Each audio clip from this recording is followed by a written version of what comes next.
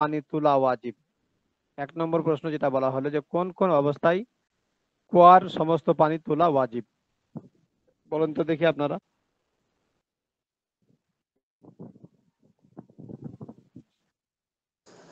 কে বলতে পারবে? বড় প্রাণী পড়ে মারা গেলে। হ্যাঁ, বড় শুকর বা প্রাণী। বড় কোনো প্রাণী পড়ে মারা গেলে ওই কুয়ার পানি সমস্ত পানি নাপাক হয়ে যাবে, তখন 200 হ্যাঁ, বালতি পানি তুলতে হবে। 200 বালতি পানি বের করা ওয়াজিব হবে। 2 নম্বর, অজ্ঞত সময় থেকে কুয়ায় একটি মরা ইঁদুর পড়ে থাকলে থাকলে ওই কুয়ার পানির কি হুকুম?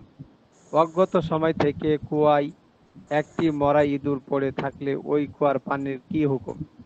এটা যে মাসলাটা নিয়ে আমরা এতক্ষণ আলোচনা করলাম সেটাই এটা আর কি, যে যে এটা কতক্ষণ আগে যে বললেন সেটাই হবে। যদি 3 দিন পর সেটাই। তোলা হয়, যদি মানে পানিটি ফুলে যদি যায়, দেখা তাহলে যায় যে বুঝতে হবে ফুলে যে গেছে তাহলে 3 দিন আগে থেকে মরা ছিল মনে করতে 3 হবে। দিন আগে থেকে আর মারা যদি গেছে। ফুলে না থাকে তাহলে একদিন এক রাত থেকে জি, মরা ছিল এটা মনে করতে হবে।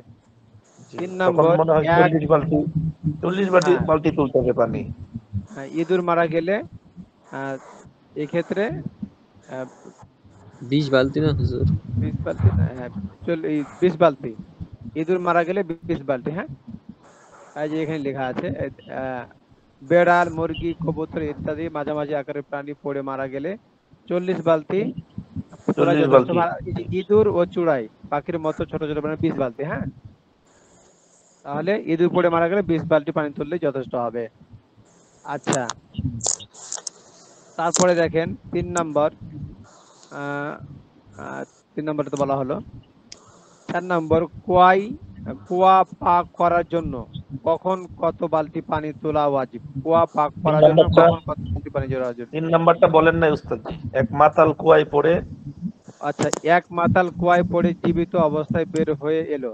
এক মাতাল মানে যে মাতাল বলতে কি, যে নেশাদ্রব্য খেয়ে মাতলামি করে বা মাতাল হয়ে থাকে তাকে বলা হয় মাতাল। তাহলে এক মাতাল কুয়ায় পড়ে জীবিত অবস্থায় বের হয়ে এলো, তার কাপড়ে বা শরীরে কোনো নাজাসাত ছিল না, অথচ কুয়া নাপাক হয়ে গেল, বিষয়টি ব্যাখ্যা করো।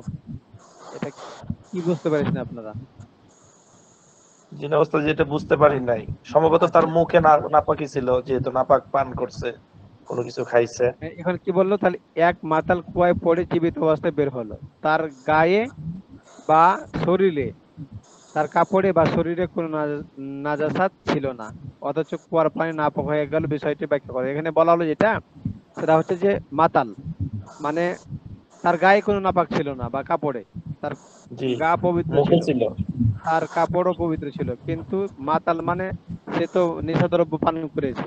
যেমন মদ যদি কেউ পান করে, মদ এটা জি। হচ্ছে নাপাক জিনিস। হ্যাঁ, এটা বেশি হোক কম হোক, এটা যদি মুখে লেগে থাকে তাহলে এটা যেহেতু কঠোর নাপাক জিনিস, এই জন্য এক্ষেত্রে তার কি হয়ে যাবে? কুয়ার পানি নাপাক হয়ে যাবে। তার মুখের মধ্যে যদি কি থাকে, এগুলো থাকে, তাহলে এমতো অবস্থায় কুয়ার পানি নাপাক হয়ে যাবে। 4 নম্বর, কুয়া পাক করার জন্য কখন কত বালতি পানি তোলা ওয়াজিব?